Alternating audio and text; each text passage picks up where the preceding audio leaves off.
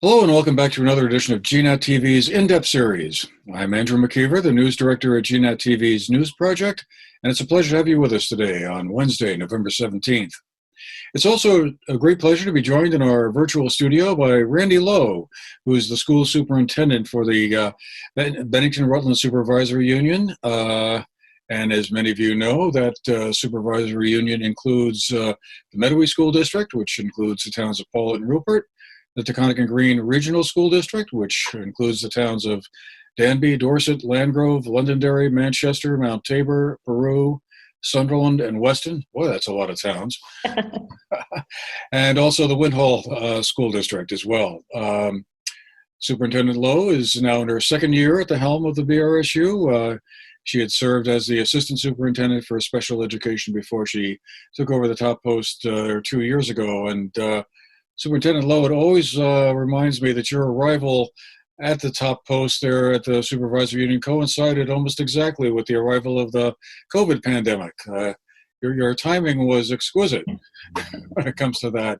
But I guess I just was wondering now, as we're going through year two here of the pandemic era and education, things are a lot different, I guess, than they were at this time a year ago. But I was wondering if you could bring us all up to speed on sort of how things are going in schools in general as you navigate through in-person learning, returning to that, and also things like the COVID testing and quarantines and other lingering impacts of the whole pandemic. Sure. Thanks, Andrew. So I would say that navigating this is probably a great word to describe it. I would have said last year that last year was unlike any other year. The year before, when we went into closure in March, was unlike any other year. And this year is different than both of those years and any year I've ever experienced in education. So we are back full-time in person, and we have high COVID case counts. And so it's creating a very different dynamic for us. We have, I will say, before I say anything else, that I am incredibly proud of the work that our supervisory union is doing. Our teachers and staff are doing incredible work and under really, really challenging conditions. And we have some unfilled positions still, and there's a real shortage of substitute teachers. And that makes every single day starts with sort of a juggling act of who's not here, how are we going to fill positions. And every single school, it's not just us, it's throughout the state, I know for sure, is doing this daily juggling act. That builds a level of dis-ease and sort of uncertainty within the system. And there just aren't people to come in and do this work. So our folks are unbelievably resilient and positive and flexible and working hard to make sure that our schools and our classrooms stay open. And I could not be more proud of the work everyone's doing to make that happen. So we have, as you know, you and I both have visited some schools, and we have really great programming happening. Within our classrooms, the teaching and learning that's happening is awesome. People are being innovative and creative and engaging and attending to the needs of our students and letting go of things that aren't working and taking risks and trying new things in order to better meet student needs, both learning and social emotional. And so it's challenging everybody.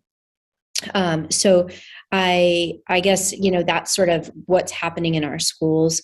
We are following the Department of Health guidance around quarantining. Our nurses and our building leaders are spending a lot of time needing to determine close contacts, contact trace, communicate with families. We unfortunately, regularly have students or staff who are quarantining. And so that impacts, obviously, the learning experience for kids. But I would say that by and large, our families really understand and are supportive and are doing the best they can to support our work as well. Our community has been very, very supportive of the work that we've been doing over the last couple of years. We are impacted probably people don't necessarily realize this, but we have employees who live outside of our supervisory union in other districts. And so if their school closes or their child needs to quarantine, now we have our staff who are needing to be out to take care of their family members or the children. And there's a whole lot of moving parts all the time in a way that we have never experienced before. Wow. That's amazing. I guess, one of the sort of the big news stories that's just been happening recently in the past few weeks is the whole opening up of vaccinations to 5 to 11-year-olds. And many of the students in the BRSU would fall into that age bracket. I guess I was just wondering, how has that been going? Has the rollout of that been fairly smooth? The numbers of students being vaccinated been what you expected? Or has there been some resistance to all of that? Right. So it's a great question. I don't have access to that information right now. So I don't have my head wrapped around how many of our 5 to 11-year-olds have been vaccinated.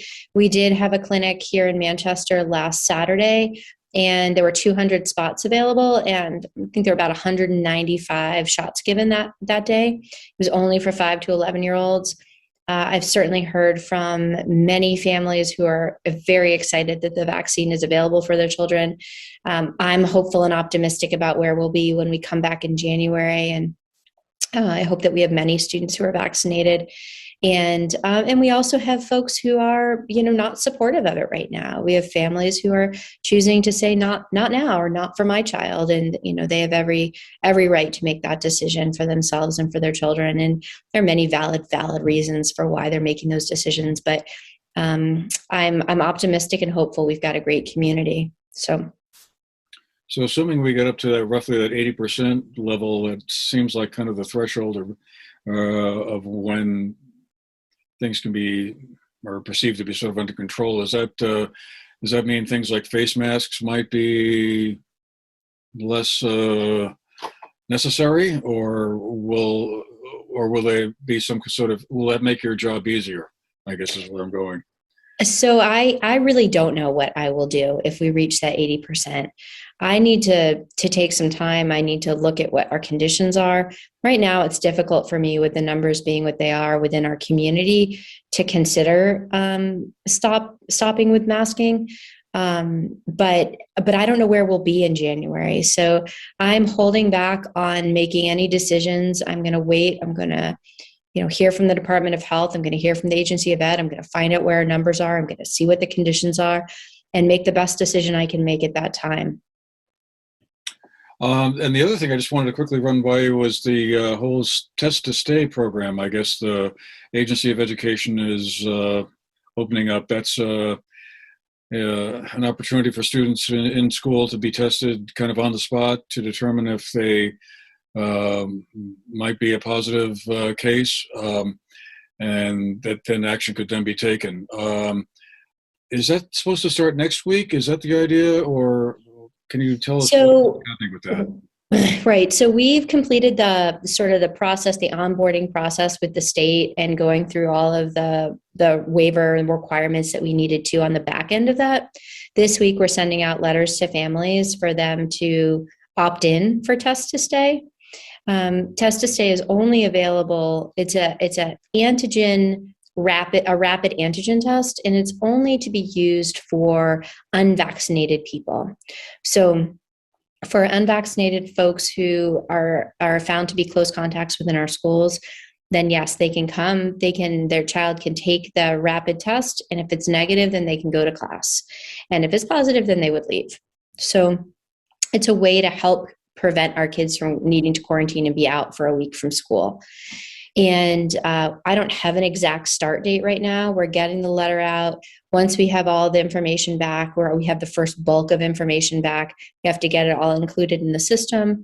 Our schools right now, and it's like an online system in order to manage the tests and the results. And our schools are fine-tuning their protocols and plans.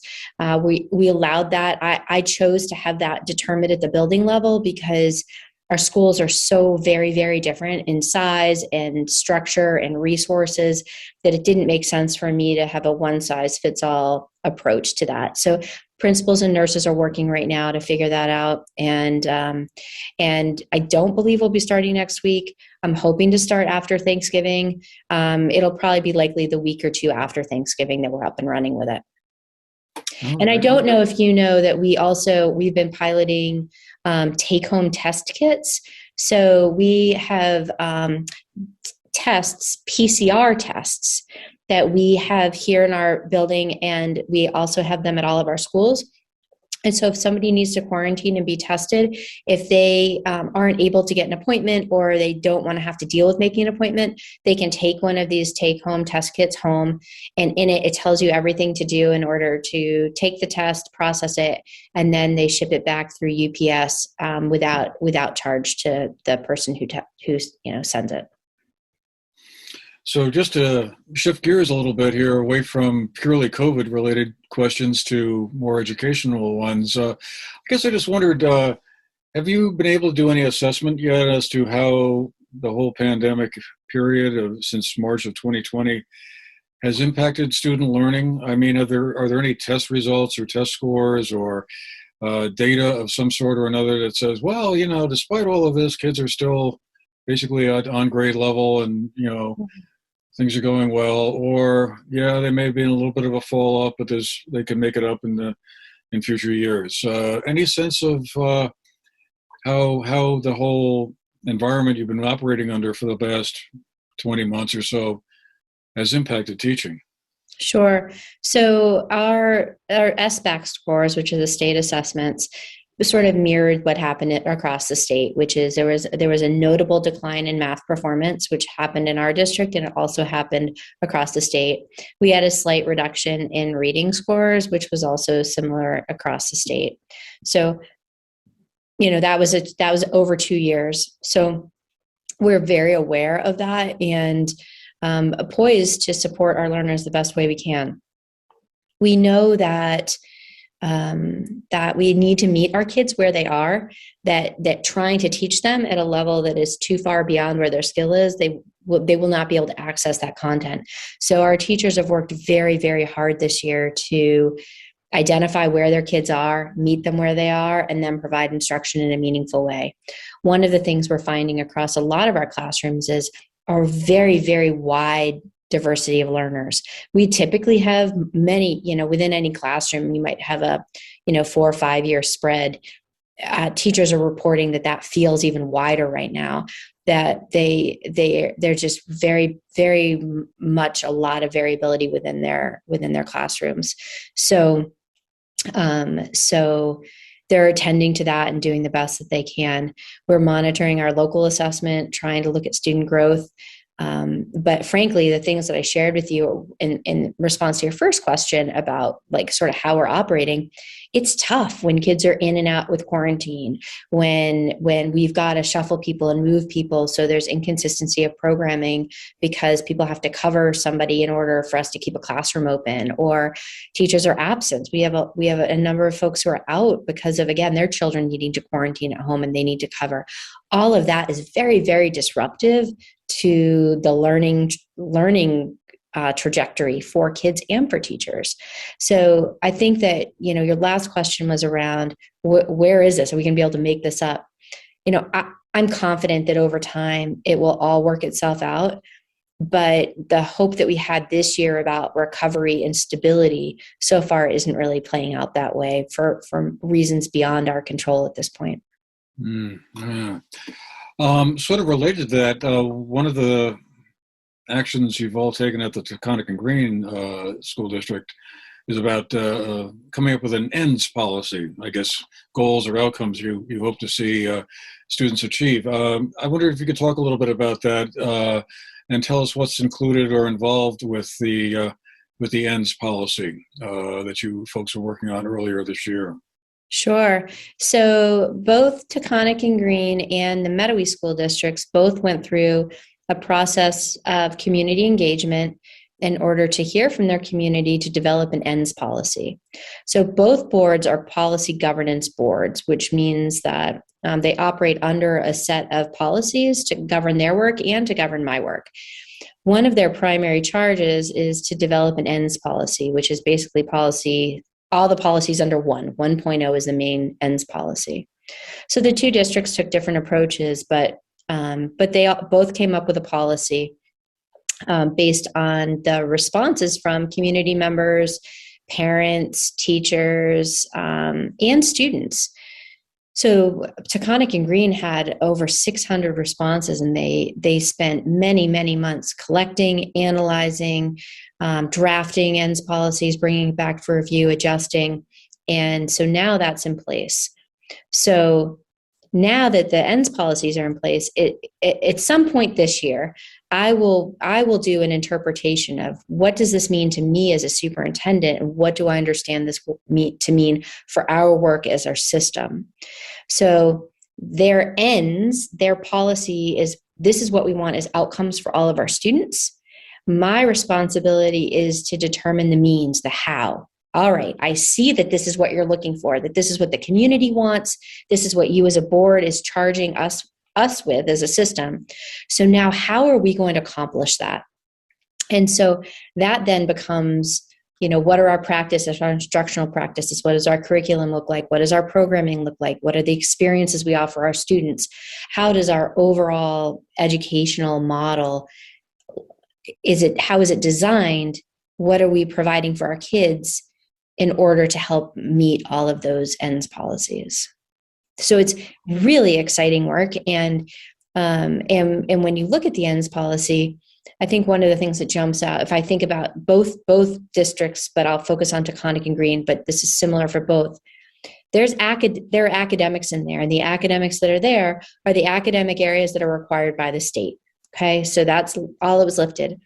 But there are other components of it: dispositions for lifelong learning, transferable skills.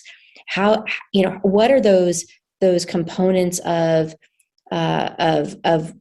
work, of work ethic, of practices that we all use in our everyday life that we want to cultivate and develop within our schools? And those are often in concert with the academics, but it's not just about the academics.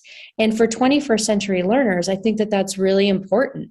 We need to be thinking about the greater community, the greater world. We need to think about the environment. We need to think about, do we have perseverance in problem solving skills and critical thinking skills? And are we thinking about multiple perspectives and competing viewpoints? And are we considering, are we interfacing with the world in a more dynamic way? So for me as a leader, it's very exciting because our community has said, we realize that there's more to education than just content. We want our children to develop additional skills while they're in school, and we have the freedom to be able to do that. Yeah, so that's all very fascinating. I just wanted to ask you about another topic that we've heard a lot about over the past year or so, at least, and that's about staff and teacher burnout. You I think alluded earlier in our conversation to how hard the staff and the faculties are working around all the schools, just under a lot of pressure and having to learn a lot of how to do things in a different way. Is that continuing to be as difficult an issue for a lot of those folks as it was, let's say, 5 or 6 months ago, or things beginning to loosen up a little bit? Yeah, I wish I was able to tell you that it feels like it's loosening up a little bit, even a little bit, but it doesn't. It doesn't feel that way. I think that burnout is a very real issue for us, for all of us. I'm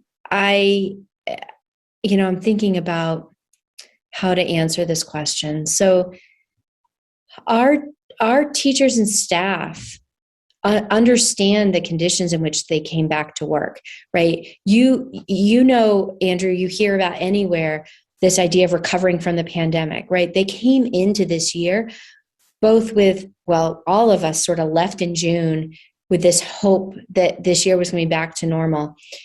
I think that July was probably the best time we had.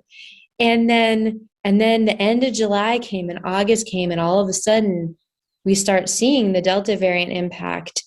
And I can guarantee you that every educator is watching that thinking, oh my gosh, what's happening as we're about to enter the school year, and what does it mean?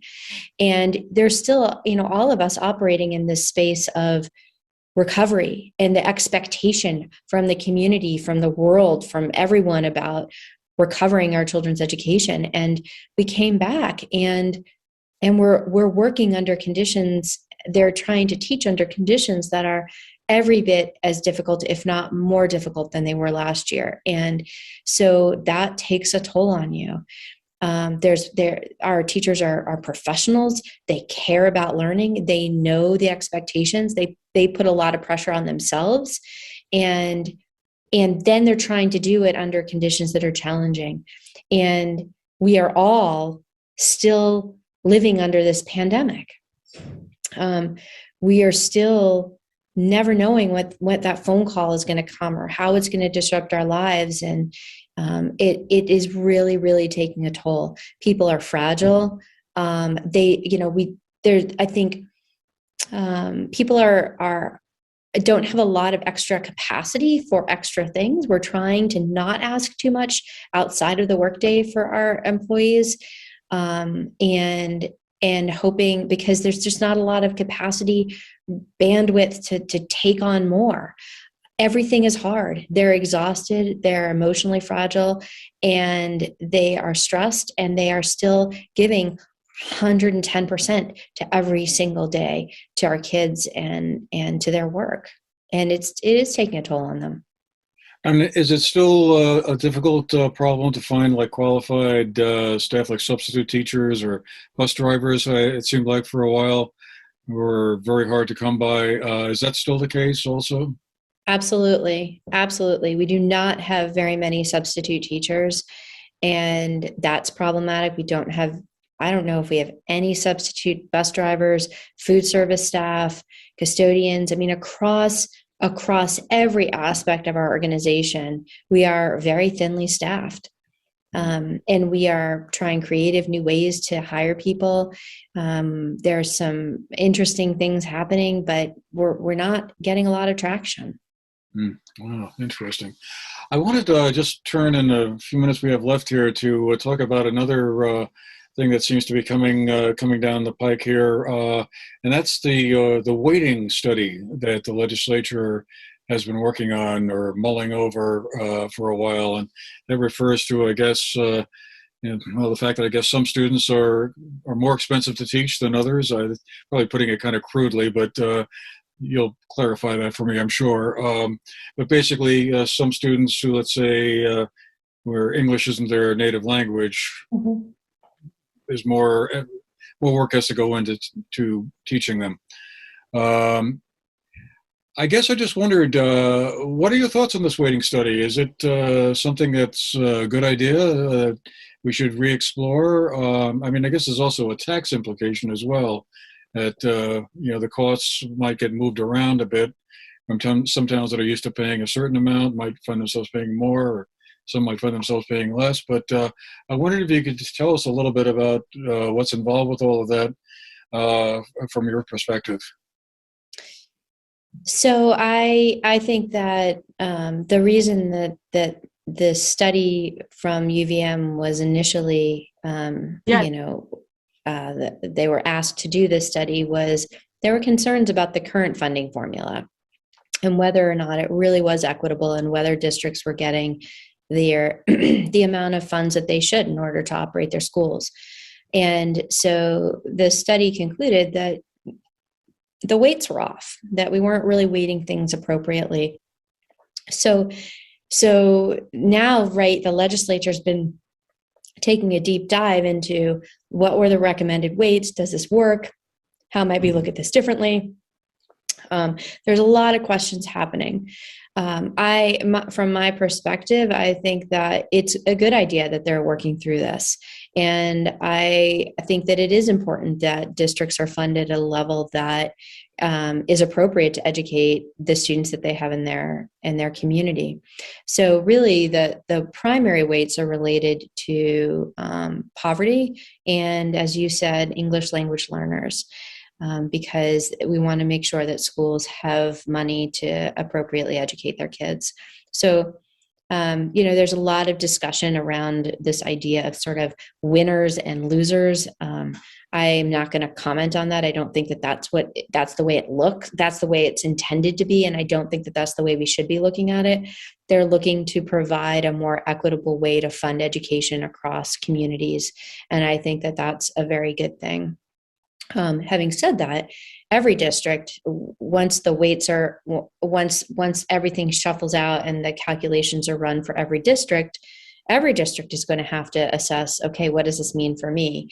And there will be some whose tax rate increases, some whose tax rate decreases, and some that are pretty stable. So every community is going to have to navigate that. And preliminary numbers for us, and I don't put a lot of stock in it because I still think it's a little bit premature, but it looks like Meadowy and Taconic and Green will be okay. Win Hall will likely be impacted more negatively from a tax rate perspective, but we'll wait and see where it all lands. And I suppose I should have said when I was first asking the question that the weighting study is spelled, like weight is pounds and ounces and not just waiting around. Right. There's not a lot of waiting around. even though I guess I remember reading and sort of smiling over a story I read in one of the state publications about how educators were hoping that the legislature would kind of leave things quiet for 1 year because you already had enough on your plates just kind of getting through another COVID year. I think everyone is advocating for that. I don't know a single one of the, associations, teachers, superintendents, principals, VSBA, who is not advocating for that. I think everyone is. The conclusion of this is all, left over from last year, and it won't go into effect, for FY23. I don't know what the timing will be, but my hope is that they can give us a little bit of breathing space to do the work we need to do now and not add anything onto our plates right now. And just one last quick question before we have to run. Been a lot of talk over the years about enrollment numbers, declines and whatnot. Generally, it seems like the overall arc of things has been on a downward trend across the state. I was just wondering, last year, of course, we saw seemed like a large influx of new students coming from out of state or into the area. Have the enrollment numbers within the BRSU kind of remained stable or gotten better, or what's been the fallout from all of that? So last year, our enrollment was actually down, which is always surprising to people. A lot of that was because we had a large number of families who decided to enroll their students in a home study. They just did not want to, sort of navigate last year through the school district. But when I look at this year's numbers as compared to, the 1920 school year, it's actually relatively stable. So we have, kind of some variability within schools, but for the SU as a whole, we're pretty stable. All right. Well, we'll have to leave it there for today, but I want to thank you again, Superintendent Lowe, for taking the time to talk with us and share your views from the corner office there. And thank you again for all you're doing. And thank you as well, all you folks who are watching. I hope you found the program interesting, and well, I hope we'll see you again the next time. So for today, thank you, Superintendent Lowe. Thank you. Thank you, everyone. And like I said, we'll see you again next time. Have a great day.